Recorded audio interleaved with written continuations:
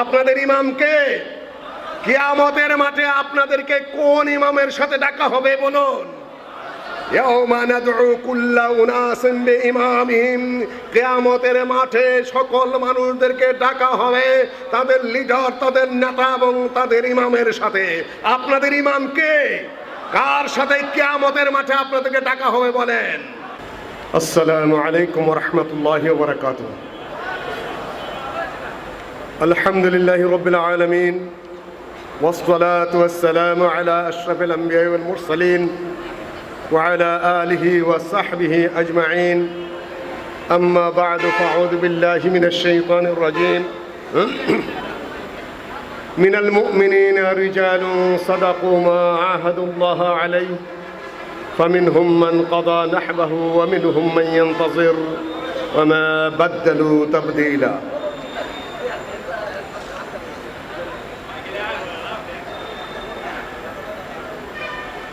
ঢাকার প্রাণকেন্দ্রে সুরিটোলা স্কুল মাঠ প্রাঙ্গণে অনুষ্ঠিত 21 মার্চ রোজ বৃহস্পতিবারের বার্ষিক ওয়াজ মাহফিল 2021 এর পৃষ্ঠপোষক হাজী আশরাফুদ্দিন সাহেব, সভাপতি শায়েখ আব্দুল আজিজ সাহেব এবং উপস্থিত ছিলেন কাউন্সিলর সাহেব জনাব মামুন, রাজনৈতিক নেতৃবৃন্দ, ধর্মীয় নেতৃবৃন্দ, সামাজিক নেতৃবৃন্দ, দূর হতে আগত, নিকট থেকে উপস্থিত সর্বস্তরের নারী ও পুরুষ শ্রোতৃমণ্ডলী, গোয়েন্দা বিভাগের সদস্যবৃন্দ, আইন শৃঙ্খলা রক্ষাকারী বাহিনীর যারা মেম্বার রয়েছেন এবং এই বিশাল আয়োজন যা Suritola right brothers club, Suritola উৎসব সমাজ কল্যাণ সংঘ ও সুরিটোলা সমাজ কল্যাণ সংঘ এবং সুরিটোলার এলাকাবাসীরা মিলে যে আয়োজন করেছেন তাদের সবাইকে সাদর সম্ভাষণ এবং অন্তরের অন্তঃস্থল থেকে স্বাগত জানিয়ে আমি আমার বক্তব্য শুরু করার চেষ্টা করছি ইনশাআল্লাহ আজিজ। আজকে চেয়েছিলাম একটি সহজ এবং সাধারণ বিষয়ে বক্তব্য রাখব, কিন্তু বিষয়টি এরা নির্ধারণ করে দিয়েছে।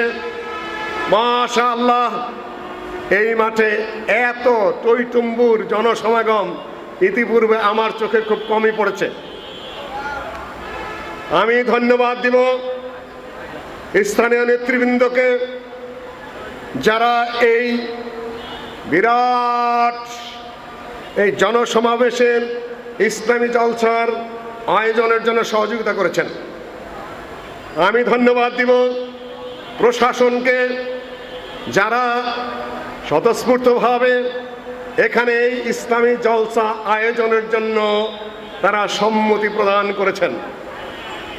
কেননা আল্লাহর নবীর কথা, ওয়ামাজতামা কওমুন ফি বাইতিন মিন বুয়ুতিল্লাহ, যেখানে লোকেরা সমাবেত হয় এবং সেখানে আল্লাহর কালাম পাঠ হয়, কালামের দর্স হয়, তাফসির হয়, তাদরিস হয়, সেখানে আল্লাহর পক্ষ থেকে শান্তি নাজিল হয়, সেখানে আল্লাহর পক্ষ থেকে নিরাপত্তা নাজিল হয়, সেখানে রহমতের ফেরেশতারা নাজিল হয় না করোনা নাজিল হয়? এটা ভুল করছেন।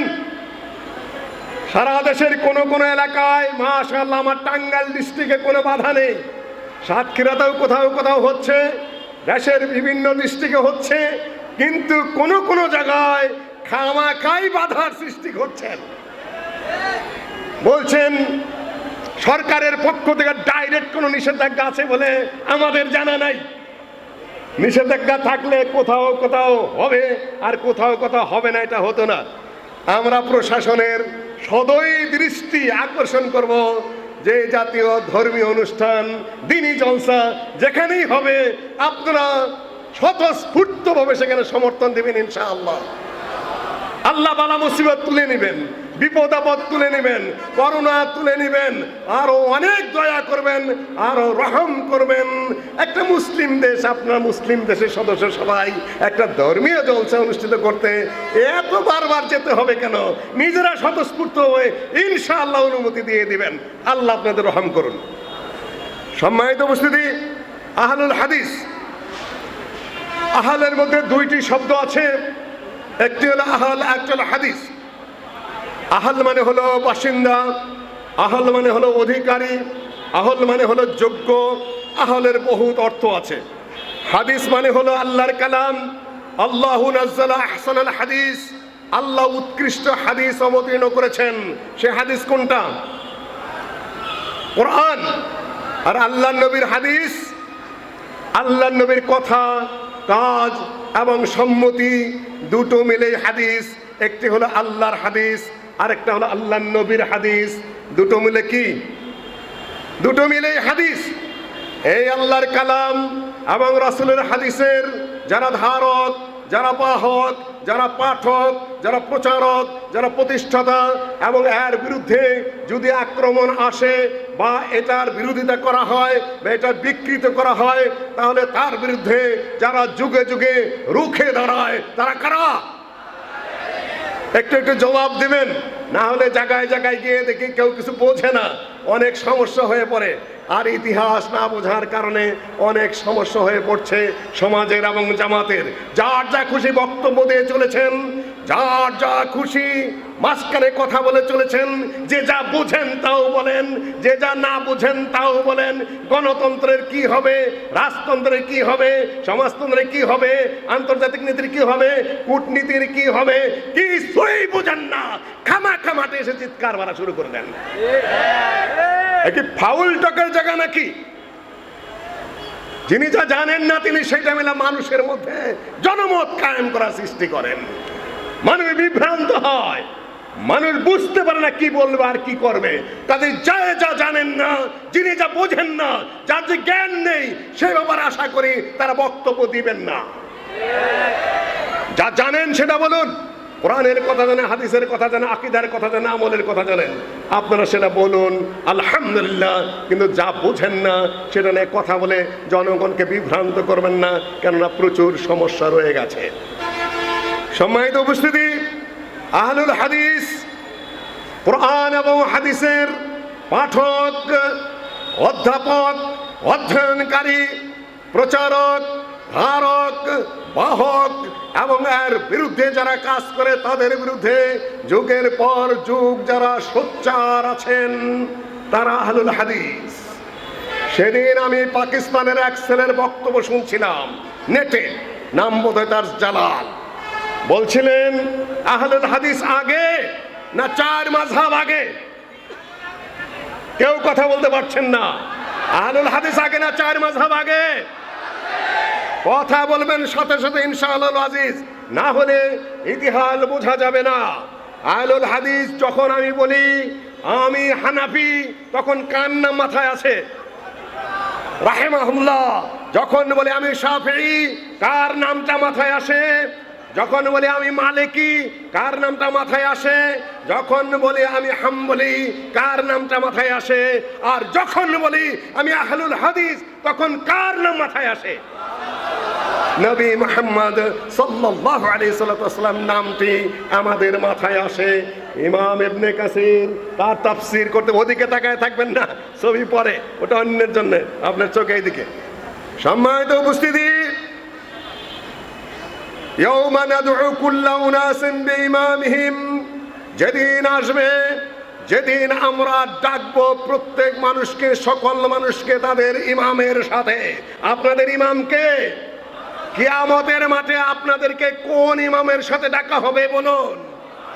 ইয়াউমা নাদউ কুল্লা উনাসিন বিইমামিহিম, কিয়ামতের মাঠে সকল মানুষদেরকে ডাকা হবে তাদের লিডার, তাদের নেতা এবং তাদের ইমামের সাথে। আপনাদের ইমামকে কার সাথে কিয়ামতের মাঠে আপনাদেরকে ডাকা হবে বলেন?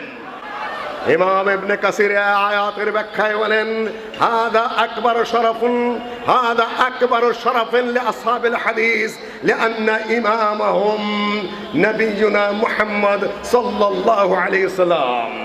এইটা আহলুল হাদিসদের সবচেয়ে বড় সৌভাগ্যের বিষয় যে তাদের একমাত্র ইমাম, একজন ইমাম রয়েছেন, তিনি হলেন নবী মুহাম্মদ সাল্লাল্লাহু আলাইহি ওয়াসাল্লাম। সম্মানিত উপস্থিতি, এতটুকু মাথায় রাখার পরে আহলুল হাদিস নামটা কোথা থেকে আসলো?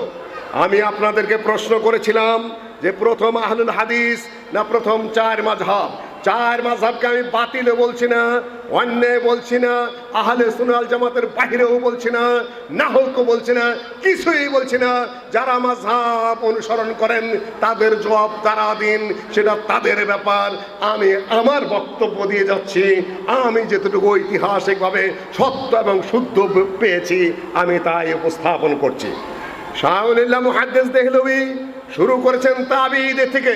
হুজ্জাতুল্লাহিল বালিগার প্রথম খণ্ডের শেষের দিকে একটি অধ্যায় আছে, বাবুল ফারকে বাইনা আহলুল হাদিস ওয়া আহলুর রায়। আহলুল হাদিস এবং আহলুর রায়দের মধ্যে পার্থক্য কি? আরো অধ্যায় রয়েছে বাবু আহওয়ালিন নাসে ক্বাবলাল মিআতির রাবিআ ওয়া বা'দাল মিআতির রাবিআ। জনগণের অবস্থা, আলেমদের অবস্থা, মানুষের ধর্মীয় অবস্থা 400 হিজরি চতুর্থ হিজরি শতাব্দীর আগে এবং পরে। দুটি অধ্যায়ের মধ্যে তিনি আহলুল হাদিস এবং আহলুর রায় নিয়ে বিস্তারিত আলোচনা করেছেন। আহলুল হাদিস নিয়ে আলোচনা করতে গিয়ে তিনি সিনিয়র তাবি থেকে শুরু করেছেন। সাঈদ ইবনুল মুসাইয়্যিব, আউজাঈ, শাআবী, জুহরি, তারপরে ইমাম মালিক থেকে শুরু করে বলেছেন এই যুগের বৈশিষ্ট্য ছিল কানু ইয়াকরাহুনাল খাউদা বির রায়।